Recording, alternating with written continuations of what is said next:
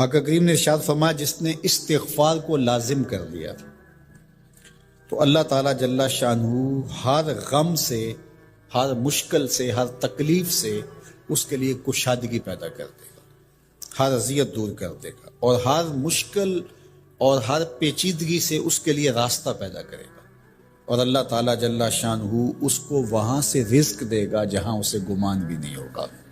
فرمایا کہ اس کے حضور استغفار کرو، وہ آسمان سے بارشیں نازل کرے گا، تمہیں بیٹے بھی دے گا، تمہیں مال بھی دے گا، لہلہاتے باغ بھی ہوں گے، چلتی نہریں بھی ہوں گی، معیشت کا پہیہ چل جائے گا اگر تم اللہ سے ڈرنے والے بن جاؤ گے۔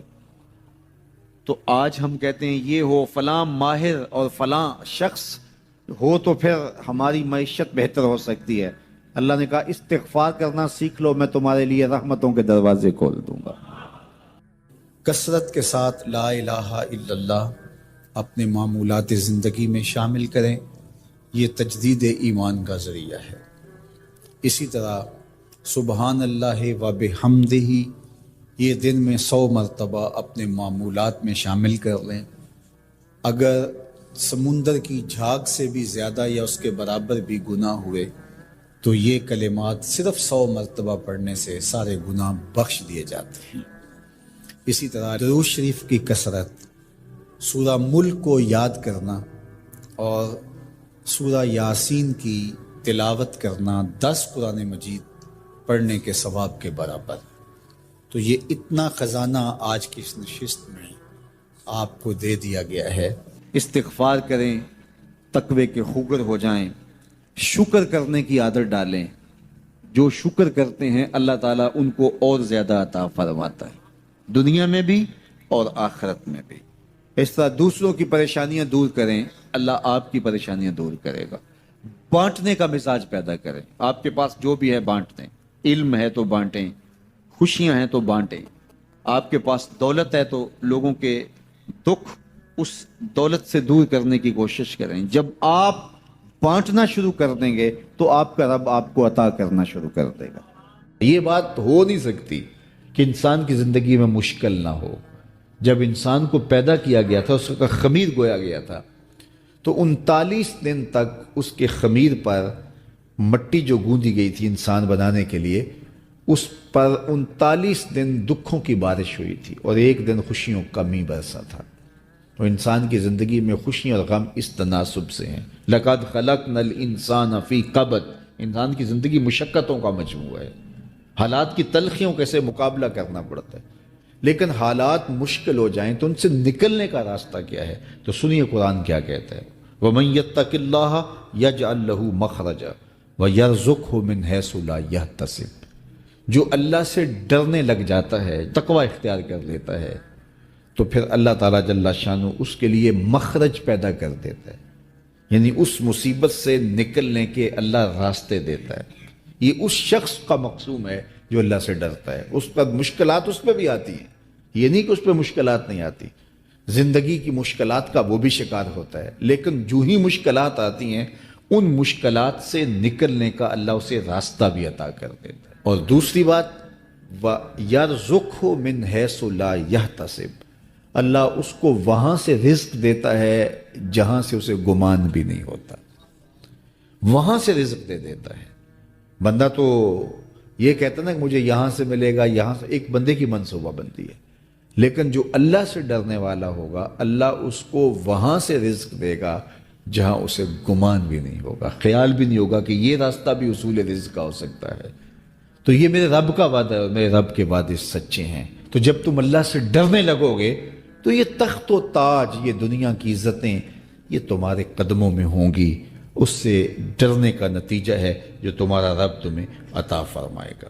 حضرت عمر رضی اللہ تعالیٰ عنہ کی خدمت میں ایک شخص آیا، اس نے کہا میرے ہاں اولاد نہیں ہے، تو آپ نے کہا استغفار پڑھا کرو۔ ایک دوسرا شخص آیا کہ صاحب بارشیں نہیں ہوتی، فرمایا استغفار پڑھا کرو۔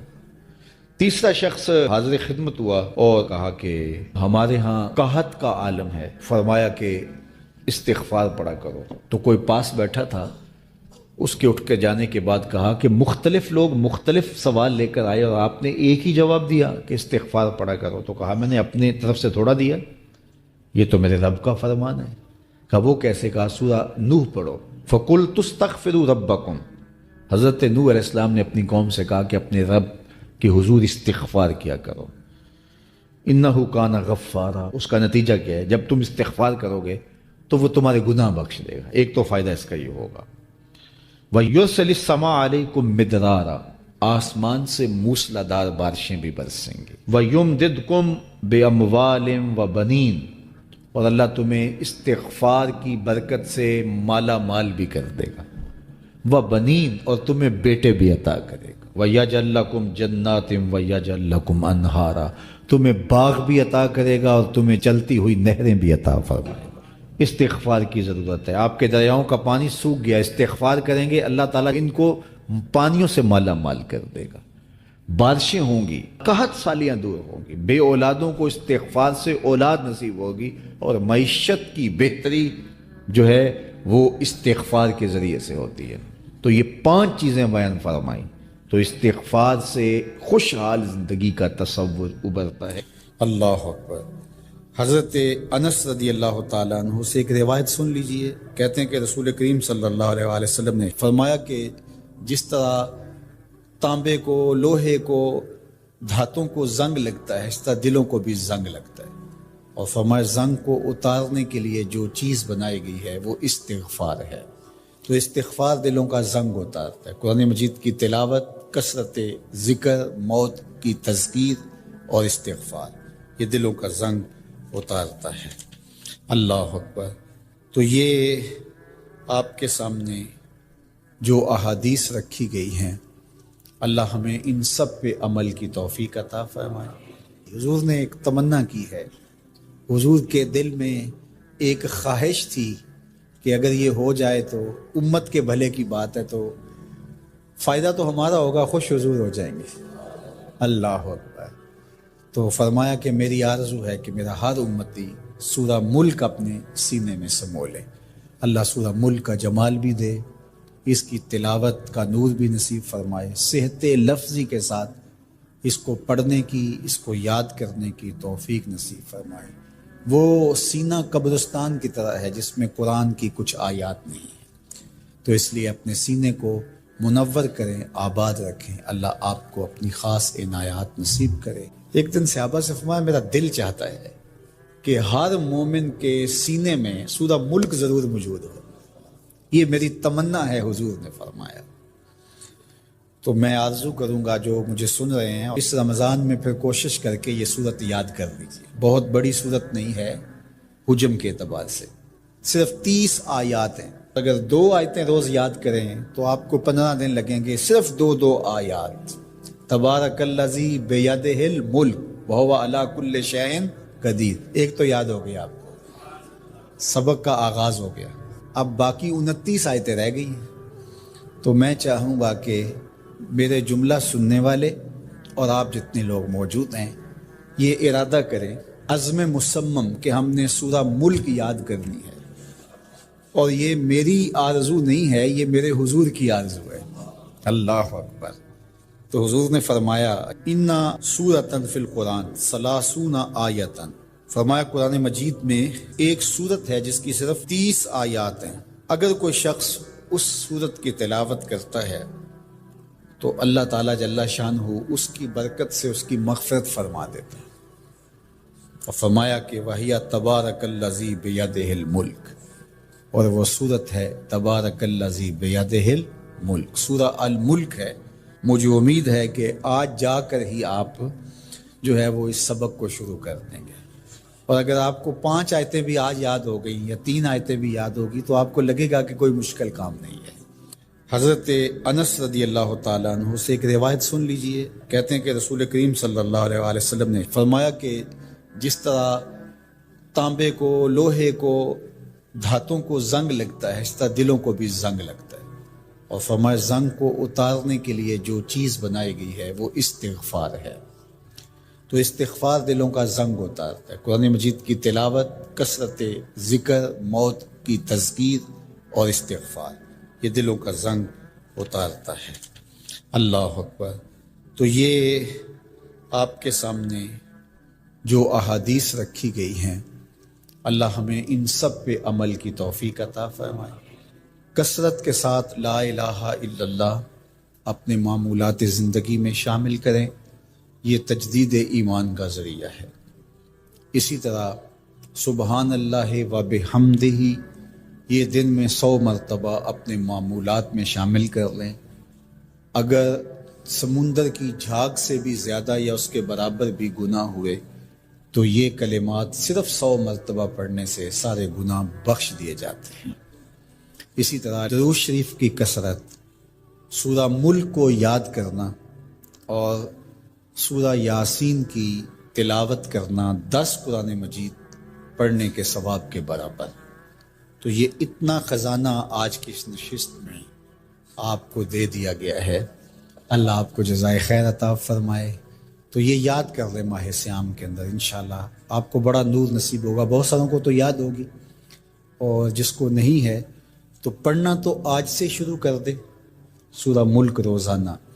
لیکن باقی حضور کی جو آرزو تھی، حضور نے ایک تمنا کی ہے، حضور کے دل میں ایک خواہش تھی کہ اگر یہ ہو جائے تو امت کے بھلے کی بات ہے، تو فائدہ تو ہمارا ہوگا، خوش حضور ہو جائیں گے۔ اللہ اکبر۔ تو فرمایا کہ میری آرزو ہے کہ میرا ہر امتی سورہ ملک اپنے سینے میں سمو لے۔ اللہ سورہ ملک کا جمال بھی دے، اس کی تلاوت کا نور بھی نصیب فرمائے، صحت لفظی کے ساتھ اس کو پڑھنے کی، اس کو یاد کرنے کی توفیق نصیب فرمائے۔ وہ سینہ قبرستان کی طرح ہے جس میں قرآن کی کچھ آیات نہیں ہیں، تو اس لیے اپنے سینے کو منور کریں، آباد رکھیں۔ اللہ آپ کو اپنی خاص عنایات نصیب کرے۔ ایک دن صحابہ سے فرمایا میرا دل چاہتا ہے کہ ہر مومن کے سینے میں سورہ ملک ضرور موجود ہو، یہ میری تمنا ہے، حضور نے فرمایا۔ تو میں آرزو کروں گا جو مجھے سن رہے ہیں، اس رمضان میں پھر کوشش کر کے یہ سورت یاد کر لیجیے۔ بہت بڑی سورت نہیں ہے حجم کے اعتبار سے، صرف 30 آیات ہیں۔ اگر 2 آیتیں روز یاد کریں تو آپ کو 15 دن لگیں گے، صرف 2 آیات۔ تبارک الذی بیدہ الملک وہو علی کل شیء قدیر، ایک تو یاد ہو گیا آپ کو، سبق کا آغاز ہو گیا۔ اب باقی 29 آیتیں رہ گئی ہیں۔ تو میں چاہوں گا کہ میرے جملہ سننے والے اور آپ جتنے لوگ موجود ہیں یہ ارادہ کریں، عزم مصمم کہ ہم نے سورہ ملک یاد کرنی ہے، اور یہ میری آرزو نہیں ہے، یہ میرے حضور کی آرزو ہے۔ اللہ اکبر۔ تو حضور نے فرمایا اِنَّ سورۃ فی القرآن 30 آیۃ، فرمایا قرآن مجید میں ایک سورت ہے جس کی صرف 30 آیات ہیں۔ اگر کوئی شخص اس سورت کی تلاوت کرتا ہے تو اللہ تعالیٰ جل شانہ اس کی برکت سے اس کی مغفرت فرما دیتے ہیں۔ اور فرمایا کہ وَهِيَ تَبَارَكَ الَّذِي بِيَدِهِ الْمُلْكُ، اور وہ سورت ہے تبارک الذی بیدہ الملک، سورہ الملک ہے۔ مجھے امید ہے کہ آج جا کر ہی آپ جو ہے وہ اس سبق کو شروع کر دیں گے، اور اگر آپ کو 5 آیتیں بھی آج یاد ہو گئی یا 3 آیتیں بھی یاد ہوگی تو آپ کو لگے گا کہ کوئی مشکل کام نہیں ہے۔ تو اس رمضان المبارک میں سورہ ملک ضرور یاد کر لیجئے گا۔ حضرت شیخ احمد مجدد الفسانی علیہ رحمہ فرماتے ہیں، جو شخص اپنے اوپر 10 چیزوں کو لازم کر لیتا ہے تو لازمی نتیجہ یہ ہوتا ہے کہ وہ متقی بن جاتا ہے۔ وہ 10 چیزیں کون سی ہیں؟ ماہ صیام کے ان حسین لمحوں میں ہمیں وہ 10 اوصاف اپنے اندر پیدا کرنے چاہیے تاکہ ہم متقی بن جائیں، اور متقی اللہ کے محبوب بندے ہیں۔ تقوی اختیار کرنے والے اللہ جل شانہ کی رحمتوں کے خاص مستحق ہیں۔ جنہیں تقوی کا نور نصیب ہوتا ہے وہ اللہ کی رحمتوں کے سائے میں آ جاتے ہیں۔ اگر ان پر مصائب، آلام، مشکلیں آتی ہیں تو ان کے تقوی کی وجہ سے اللہ انہیں راستے عطا کر دیتا ہے۔ وَمَن يَتَّقِ اللَّهَ يَجْعَل لَّهُ مَخْرَجًا وَيَرْزُقْهُ مِنْ حَيْثُ لَا يَحْتَسِبُ۔ اللہ اکبر۔ ارشاد فرمایا کہ جو اللہ سے ڈرتا ہے، تقوی اختیار کرتا ہے، اس کے لیے ہم مصیبت سے نکلنے کے راستے پیدا کر دیتے ہیں، اور اللہ جل شانہ اس کے لیے وہاں سے رزق عطا کرتا ہے جہاں سے اسے گمان بھی نہیں ہوتا ہے۔ تو یہ تقوی کا نتیجہ ہے جو اہل تقوی کو نصیب ہوتا ہے۔ تو حضرت شیخ نے 10 وہ امور بتائے جو اپنے اوپر لازم کر لینے سے تقوی نصیب ہوتا ہے۔ سب سے پہلی بات آپ فرماتے ہیں زبان کو غیبت سے بچائے۔ اتقاء کے حصول کے لیے زبان کو پاک کرنا ضروری ہے۔ انسان کے زیادہ تر گناہ اس کی زبان کی وجہ سے ہے، اور غیبت یہ بدترین عمل ہے، اور اس کو بدکاری سے بھی برا قرار دیا گیا ہے۔ الغیبت اشد من الزنا۔ تو اپنی زبان کو غیبت سے بچائے۔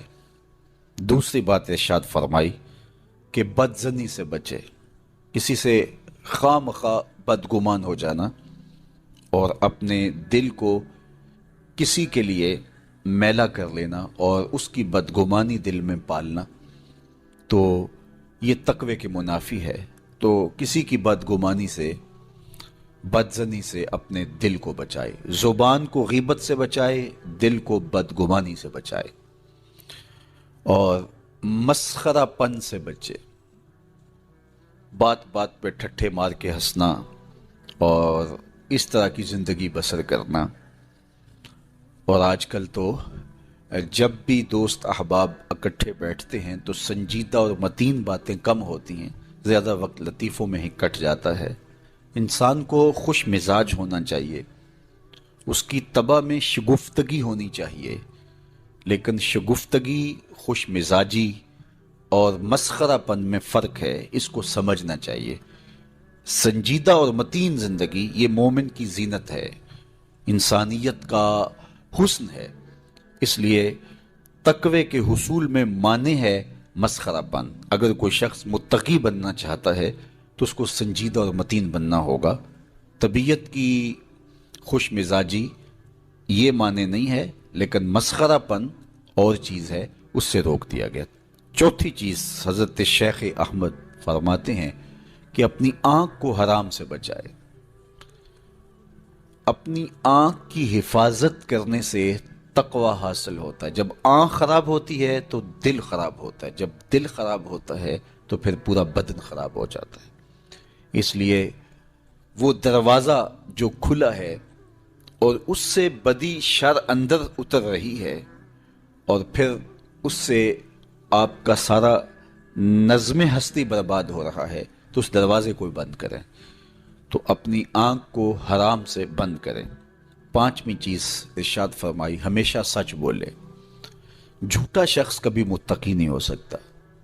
اتقاء کے حصول کے لیے اپنے آپ کو سچ کا خوگر بنانا ہوگا۔ سچ کے بغیر کبھی نہ بولیں۔ جھوٹ بولنے والے کی زبان سے شر پھیلتا ہے، اور جب کوئی شخص جھوٹ بولتا ہے تو حدیث پاک میں آتا ہے اس سے بدبو نکلتی ہے، جس کو عام لوگ تو نہیں سونگھ پاتے، لیکن اللہ کے فرشتے 1 میل دور پیچھے ہٹ جاتے ہیں۔ تو مومن سچا ہوتا ہے، مومن جھوٹا نہیں ہوتا، اور تقوی کے اصول کے لیے سچ شرط ہے۔ چھٹی چیز ارشاد فرمائی ہر حال میں اللہ کا احسان مانے۔ جب کوئی بھی انسان پر بہتری آئے تو اس وقت یہ کہے کہ یہ میرے رب کا احسان ہے کہ مجھے یہ حاصل ہوا ہے۔ بہت سارے لوگ اپنی محنت کا نتیجہ قرار دیتے ہیں کہ یہ میں نے کیا تو اس کے نتیجے میں یہ ملا۔ بسا اوقات آپ کتنا سیدھا کام کر رہے ہوتے ہیں، کتنی محنت کر رہے ہوتے ہیں، لیکن نتیجہ اس کے برعکس آ رہا ہوتا ہے۔ سیدنا علی المرتضیٰ رضی اللہ تعالیٰ عنہ فرماتے ہیں میں نے اللہ کو اپنے ارادوں کی شکست سے پہچانا، تو یہ اس کی کرم نوازی ہے کہ اس نے ایسا کر دیا۔ صحت میرا کمال نہیں، یہ اللہ کی عطا ہے۔ علم میرا کمال نہیں، یہ اللہ کی عطا ہے۔ لہجوں کی خوبصورتی یہ اس کی عطا سے ممکن ہے۔ اس نے آنکھوں میں روشنائی رکھی، اس نے توفیق عمل نصیب فرما دی، اس نے اچھائی کی راہوں پہ گامزن کیا، ماہ صیام میں روزہ رکھنے کی توفیق ہوئی، صلاۃ التراویح میں حاضری کا موقع میسر آیا، دیگر صالح اعمال تلاوت کلام مجید نصیب ہوئے، تو مت سمجھے کہ یہ کوئی میرا کمال ہے، اللہ کا احسان مانے گا تو غرور پیدا نہیں ہوگا، تکبر پیدا نہیں ہوگا۔ تو ہر حال میں اللہ کا احسان مانے، جو بھی خیر اس کو ملے وہ کہے یہ میرے رب کی طرف سے ہے، اور اگر اس کا کرم نہ ہوتا تو یہ عمل مجھے نصیب نہ ہوتا۔ اور کتنے عمل ہیں کہ نصیب ہونے کے بعد عجب سے، تکبر سے، ریاکاری سے برباد ہو جاتے ہیں۔ کیتی کتری پئی کھو محمد تے سکہ بنیا زردہ، کتنے عمل ہیں کہ برباد ہو جاتے ہیں، تکبر آ گیا، عجب آ گیا، ریاکاری آ گئی، تو یہ اس کی طرف سے ہی ہے۔ تو جب یہ کہے گا تو عجب، تکبر، غرور کچھ پیدا نہیں ہوگا، تو پھر عمل قبول ہوگا اور انسان تقوی کی منزل تک پہنچے گا۔ ساتویں چیز، اپنا مال راہ حق میں خرچ کرے، ناحق راستے پر ایک درہم بھی خرچ نہ کرے۔ کمایا ہوا مال راہ حق میں خرچ کرنے سے اتقاء کی دولت نصیب ہوتی ہے۔ اللہ قیامت کے دن بندے کے قدم اپنے حضور سے ہٹنے نہیں دے گا جب تک اس سے 3 سوال نہیں کر لے گا۔ ان میں سے ایک سوال یہ ہوگا کہ مال کمایا کہاں سے، مال خرچ کہاں کیا۔ جس طرح مال حلال کمانا ضروری ہے، مال کو جائز جگہوں پہ خرچ کرنا بھی ضروری ہے، حق کے راستے پہ خرچ کرنا بھی ضروری ہے۔ اس لیے یہ اپنی طبع کے اندر لازم کر لے کہ کبھی بھی اس کا مال کسی ناجائز اور فضول کام میں خرچ نہ ہو، راہ حق میں اس کا مال لگے۔ 8ویں چیز، نفس کے لیے کبھی بڑائی بلندی نہ چاہے، اس سے طبیعت میں سرکشی آئے گی اور تقوی کے راستے میں یہ عمل مانے ہے۔